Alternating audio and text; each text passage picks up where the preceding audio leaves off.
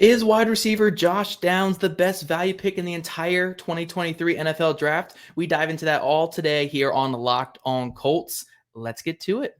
You are Locked On Colts, your daily Indianapolis Colts podcast. Part of the Locked On Podcast Network, your team every day.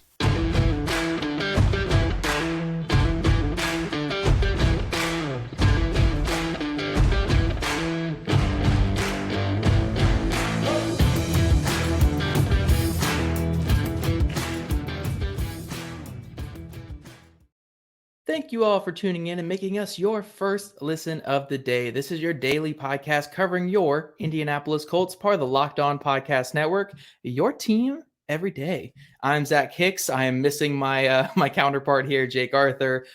He had a really long week, you guys. Barely got any sleep. You guys saw him living in his car basically last week. So I'm giving him a couple of days off, but you guys still know me and love me from horseshoehollow.com. I am the film guy over there. Jake, when he is here, is the credentialed Colts media guy for the site and for our lovely podcast. Guys, the 2023 NFL draft is officially complete. So now it's time to rattle off some superlatives. Gosh, that is a difficult word for me. Rattle off some superlatives, go through some of our best immediate value picks that the Colts made in this class, some of the surprise picks that the Colts made. There are quite a few surprises that definitely popped up. And then also talk about some players that are currently on the Colts roster that kind of are biggest losers because of who the Colts ended up taking. So we're going to dive into all that today. But first, let's talk about the immediate value picks in this draft. And obviously you could talk about the first couple day picks here, and we are, but I do want to start off with Anthony Richardson, our quarterback, our franchise passer that we took 4th overall out of the University of Florida. Look, you guys know it's no secret whatsoever to all of you listening to this podcast that Anthony Richardson was my QB1 throughout this entire process. He's a player where the film doesn't lie. You know, again, the accuracy is not where it needs to be. There are some mechanical things to be cleaned up, but what this player can do and what he can be is better than any quarterback prospect, not only in this class, but in the last couple classes. He has sky high potential, sky high upside, and getting him with an offensive play caller like Shane Steichen, it's just a phenomenal fit. And I'm actually putting him here in this best immediate value section of this episode because I think Anthony Richardson's going to play a lot earlier than expected. Shane Steichen did say the other day, we're not going to rush him out there, but the best way to learn is on the job, learning on the field and getting out there early on. Owner Jim Irsay did say ultimately it's going to be up to Shane Steichen depending on like when Anthony Richardson's going to see the field. But Jim Irsay also reiterated, the best way for these guys to learn is to get them out there early. So I would not be shocked whatsoever if Anthony Richardson is the week 1 starter. Obviously, it depends on who they're facing week 1. You don't want to throw them out there against a game in Foxborough against the Patriots. We saw what happened with Sam Ehlinger last year when one of his first starts was in Foxborough. But I think Anthony Richardson is going to be an immediate value pick, not only for just his own stock, but also for the Colts offensive stock in general. This is an offense that lacked a lot of playmaking at the quarterback position last year. And now you're adding one of the craziest, freakiest athletes we've ever seen at the position. The running game is going to take off because of him. And just the fear of Anthony Richardson, what he's going to strike in those defenses is going to add so much value to this offense. So from day one, even if it is a little bit slow balling and he doesn't play immediately, Anthony Richardson is the best value pick in this entire 2023 NFL draft, in my opinion, especially in this Colts draft, because this is your franchise quarterback. This is your franchise passer. He will be that one day, and I ultimately think that he's on the road to stardom. Obviously, I'm getting a little bit ahead of myself there, but I love Anthony Richardson. I'm super happy that he is an Indianapolis Colt, and I think that is the best value pick in this draft. Getting to our next player here, I think Josh Downs at pick 79 in the 3rd round is a phenomenal value pick for the Colts. Like, look, this is a player where I wasn't super high on him. I didn't have him in the 1st or 2nd round like a lot of analysts did, but to get a player that is going to be an every down player for you in year 1, you're going to get slot production from him. You're going to get 50, 60 catches, probably a good chunk of yards. He's going to be that quick win wide receiver in this offense. To get that in round 3 at pick 79, that is just phenomenal value. Like, yes, Julius Brents might be your starting corner from day 1, and I love that pick there in round 2, but Josh Downs, what he's going to bring to this Colts offense, the level of explosion, the level of just winning underneath and getting open, what Shane Steichen's going to be able to do with him in the mesh game. I really, really love the value of Josh Downs there in round 3. And it's just hard to find production at any position, at round 3 or round 4, wherever you take these guys outside of round 1. So to get a guy at pick 79 that, again, from day one is going to have a role on this offense, I really, really love that value for the Colts. And I think that he's going to be a player where, again, if Anthony Richardson is starting week 1, this is going to be your quick win wide receiver. This is going to be your wide receiver, in 3x1 sets. You might put him on the backside to get that quick win against an outside corner. You might have him as the innermost receiver on empty personnel just so he can beat those linebackers with his quick route running ability. Josh Downs is going to have a massive role in this offense. And, it might not be 1,000-yard wide receiver in year 1, but I would put good money on him having more than 50 catches this first season, which is, again, just great value to add to your team there in round 3. So I love the Josh Downs pick there in round 3. And I think he's going to just have that immediate impact that the Colts are looking for. The next guy we're looking at is Evan Hull, 5th round running back out of Northwestern. Yes, again, I could have gone with any of these cornerbacks that the Colts taken because those guys are going to have an immediate role just because of the lack of depth at the position. But Evan Hull is a player where if you're looking for the Kenneth Gainwell in this Colts offense next season, that's going to be Evan Hull. This is a guy where, yes, he can add some impact in the rushing game, but he's a pass catcher. Last year at Northwestern, he caught 55 passes. I think that's the most in college football among running backs last year. A lot of short underneath stuff, a lot of Texas routes out of the backfield. He was heavy in the screen game. And again, if you're looking at this quarterback like Anthony Richardson, who struggled in the short passing game and struggled kind of just getting any kind of rhythm underneath, you're adding players like Josh Downs, adding players like Evan Hull who can get that rhythm going for their quarterback. They are good on-time players. They're players that are reliable with the ball in their hands. I think both of these players are going to have immediate impact for the team. And, for everything I just said about Josh Downs in round 3, being a guy who's going to be a 50-catch player, Evan Hull, getting that guy in round 5 who might be a 20 to 30 catch running back in year 1, again, just great value pick right there for the Colts. Again, he still has kind of some road to go there to make the roster. He needs to show that he can play out special teams. He needs to beat out Deion Jackson and Jake Funk for sure. But I think Evan Hull is a player where year 1, we're going to be looking at him as one of the best overall values in the entire draft because I think he's going to make this team. I think he's going to be a valuable player for this team, not only on special teams, but also on offense as a pass catcher. So Evan Hull, Josh Downs, Anthony Richardson, I think those are my 3 best value picks for the Colts because I think all 3 of those guys are just going to be immediate impact players for this Colts offense. But coming up, guys, we're going to talk about the surprise picks in this draft. Which players did the Colts take that kind of strayed away from the norm or, not even just strayed away from the norm, just we were just shocked that those guys were available where they were. We're going to talk about that here in just a second. But first, if you're looking for a delicious snack but don't want all the sugar and calories, then you need the best tasting protein bar ever. That's Built. You've got to try this. If you're like me and you want to make healthier snack choices but you don't want to compromise on taste, then I've got just the thing for you. It's Built Bars and Built Puffs. Built Bars are healthy and taste amazing. Seriously, they taste so amazing. You won't even think that they're good for you. You've got to try this. What makes Built Bars so good? Well, for starters, they are covered in 100% real dark chocolate. That's right, real chocolate. And they come in unbelievable flavors like churro, peanut butter brownie, and cookies and cream. And now you don't even have to wait to get a box. For years, we've been talking about just ordering Built Bars at Built.com, but now you can get them at your local Walmart or Sam's Club while still getting your specialty flavors at Built.com. That's right. Head to the nearest Walmart today, walk to the pharmacy section, and grab yourself a box of Built Bars. You can pick up a 4-box of cookies and cream bar, a double chocolate bar, or coconut puff. If you're close to Sam's Club, run in and grab a 13-bar box of our hit flavors, brownie batter puff and churro puff. You guys can thank me later. All right, guys. So getting to some of the biggest surprise picks and kind of just to really talk about what I have for surprise picks here. It's not necessarily me being like upset surprised. It's more of either being surprised that the Colts went against the grain and took a player that's not really in their typical mold, or surprised that these players were even available when the Colts took them. So first off, I need to talk about the man of the hour, Josh Downs. I mean, Josh Downs, round 3, this is a player where before the draft, if you told me that the Colts were going to take him, I would look at you like you had 3 heads. Like, there is no chance that Chris Ballard would take a 5'9", 179-pound or 171-pound, whatever weight he comes into at Colts camp, 170-pound wide receiver there in round 3. That's a valuable pick. That's a pick that the Colts like to have. And to take such a small wide receiver when Chris Ballard's wide receivers average 6'3", 215 pounds.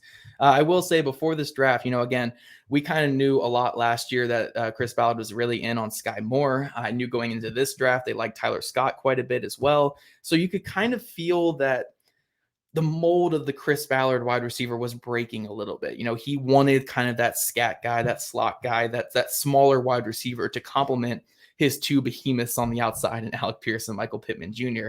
I just wouldn't have expected him in any mindset whatsoever to go this small at the wide receiver position. This is not me saying Josh Downs is a bad player. Josh Downs, despite his size, is a phenomenal contested catch guy. I think he only had like 3 drops last year. Really reliable player. Like, he really plays much bigger than his size. But again, there is no way I could have envisioned going into the draft the Colts taking a player of Josh Downs' size at wide receiver with such a high valuable pick. Undrafted free agent, I see it. Late round pick flyer, I see it. But there in the 3rd round at pick 79, wow, I did not see that coming. And maybe this speaks to Chris Ballard being a little bit more malleable with his new head coach hire coming in and Shane Steichen. I'm sure Shane Steichen was pounding the table saying, get me Josh Downs because this is the player I need for my offense.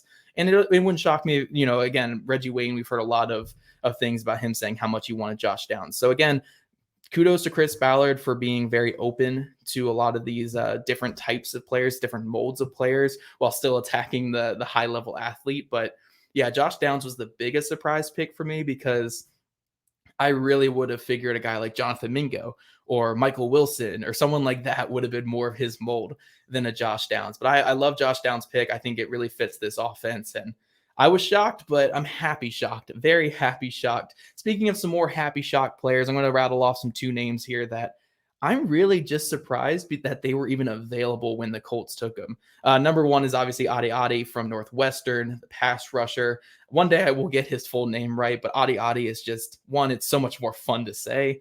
And 2, I think it's just 1. Yeah, it's just way more fun to say. I'm just going to stick with the Adi for now, and eventually I'll get around to saying his full name. But Adi, the pass rusher from Northwestern, 285-pound player that ran a 4.49 at the NFL Combine. Just a fantastic freak of an athlete. A lot of sites, a lot of mock draft simulators, a lot of big boards had this guy going, maybe being available at pick 35 for the Colts, maybe being a guy in pick 35 that they would have to take if they wanted him. He slipped all the way to pick 110 there in the 4th round. And this is just a high value upside pick that the Colts are making here. Adi is far away from being contributor, far away from being the high level pass rusher that his athleticism kind of says he is. But again, this is on day 3, you are taking shots on athletes. And this is one of the best shots you can take on an athlete. Again, 285 pounds, 4.49 in the 40-yard dash, the fastest 40 time for someone weighing over 280 pounds in combine history.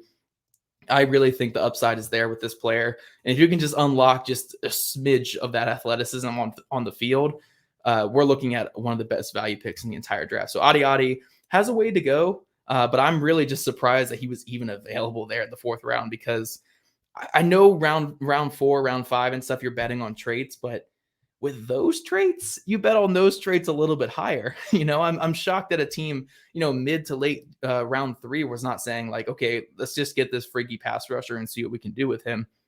Nope, he slips to the early 4th round, and the Colts are able to get a player that really can be an impact guy in his NFL career. So Adi, Northwestern pass rusher, big surprise for me just because I did not expect him there in round 4. And then another player that I just did not expect to be there, and this is our final surprise pick in this section, is Darius Rush, the cornerback from South Carolina. Darius Rush is a player where I think honestly on film, it depends what game I'm watching, obviously, but I think on film, there are a lot of games where I come away thinking Darius Rush is a better corner than Julius Brents. I think they're both similar molds of guys, long athletic corners that need some more development in their technique and just need more refinement before they are really good NFL corners.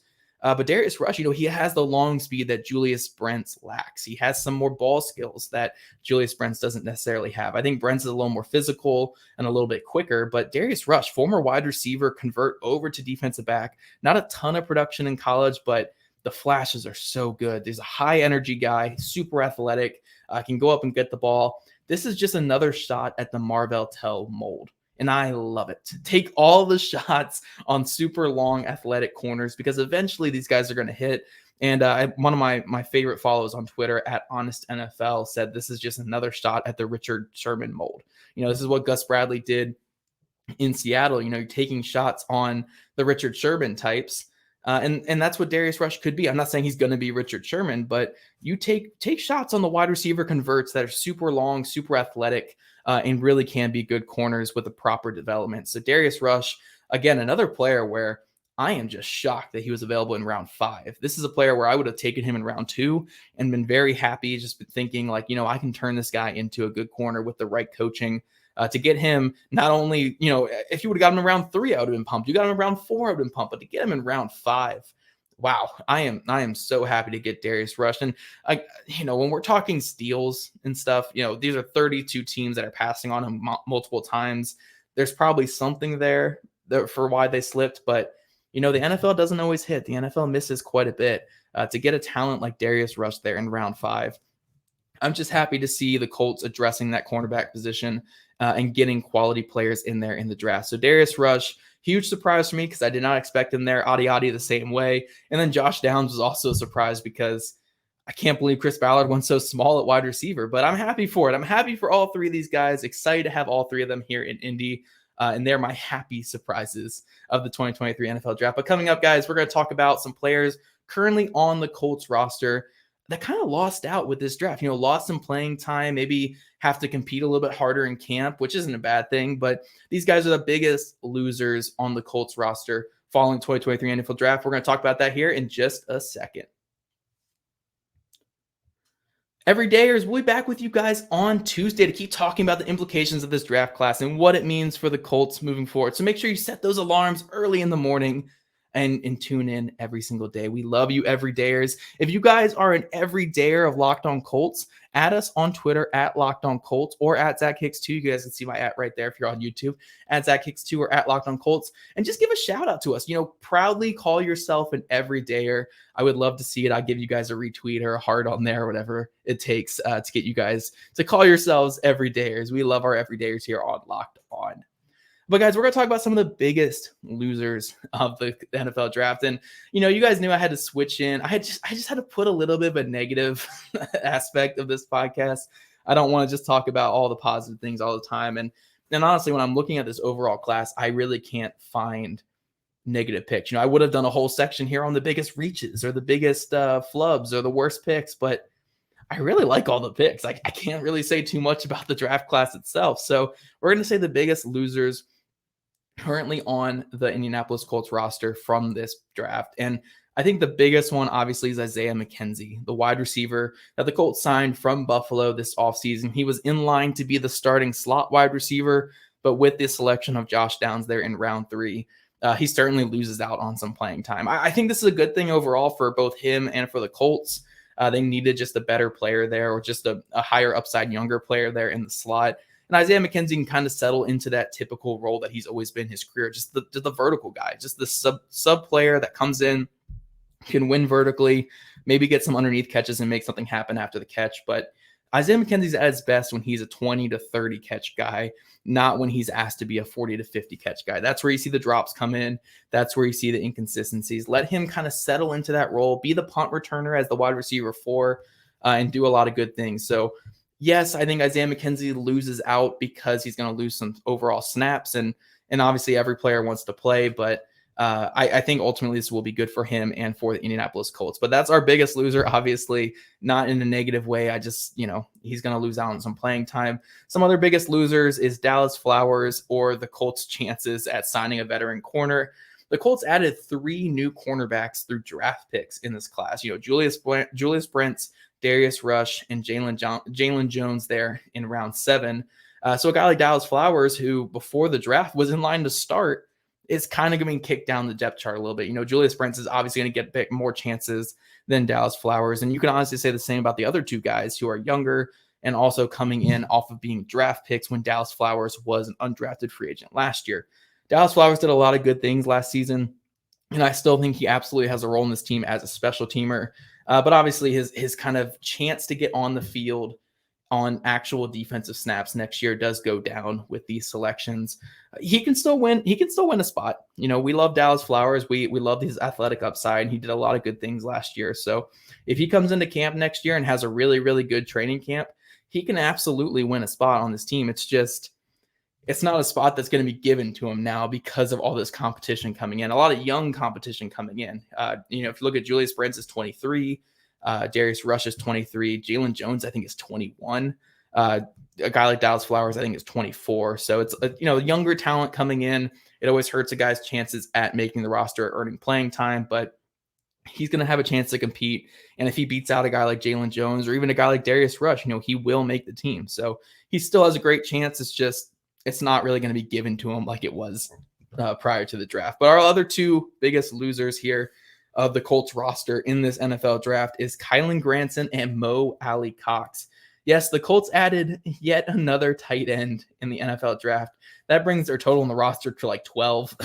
They have so many tight ends. And honestly, all we can really say right now is Jelani Woods is a lock to make the roster. Outside of that, it is open competition, baby. It is Kylen Granson versus Mo Alley-Cox versus Will Mallory versus Drew Ogletree versus Farrell Brown. You five guys are competing for 3 to 4 spots. Have fun. Or for 2 to 3 spots, because Jelani Woods, we all assume, is definitely going to make the roster. So yeah, you five guys are competing for 2 to 3 spots. So I'm not saying Kylen Granson and Mo Alley-Cox are now going to get cut because of a guy like Will Mallory, but it just adds more depth and it muddies the waters there at tight end, which is a great thing. Again, if you're a GM or if you're a fan watching, you want competition in training camp, especially from a position where we saw flashes last year, but at tight end, it just wasn't good enough. It just wasn't where you needed it to be in a really effective group for an NFL offense. So you want competition for these guys, and if the best 3 guys are Drew Ogletree, Farrell Brown, and Jelani Woods, those 3 should make the roster, and cut Kylen Granson, cut Mo Alley-Cox, and cut Will Mallory. I do expect Kylen Granson and Mo Alley-Cox to have good camps. They are good players, and I do think they both have a good chance of making the roster. But it's more competition, and that's always a great thing. But these players are obviously not going to have anything handed to them, and you could see them on the trade block or see them get cut on cut down day because it is such a big competition at the tight end group. So our biggest losers, unfortunately, from the 2023 NFL draft that are currently on the Colts roster are Isaiah McKenzie, Dallas Flowers / other corners, Kylen Granson, and Mo Alley-Cox, plus all the other tight ends in that room. But these guys all have a great chance to compete in camp. And if they all come out and have phenomenal training camps, they will earn their spots on the roster. This doesn't mean that these guys are guaranteed to be cut or anything, or all guaranteed to be benched. It just means that nothing is going to be handed to them because the Colts added so much young, cheap labor to this roster and a lot of talented young players to this roster. So I think that's all we have for today, guys. Make sure all you beautiful everydayers there, you hit me up on Twitter and social medias and let me know that you are a wonderful everydayer. We'll be back with you guys on Tuesday to talk more about this draft class and talk about what the Colts are doing going forward. I'm going to try to get a really special guest for you guys because Jake is going to be out tomorrow as well. So we're going to try to get a really fun guest and just have a blast talking about this Colts draft class. But if you guys don't already, follow us on social medias at Locked On Colts, at Jake Arthur NFL, and at Zach Hicks 2 on Twitter. Also subscribe to Locked On Colts podcast on YouTube or wherever you listen to your podcasts. We love your guys' ratings and reviews, and we will see you guys bright and early tomorrow.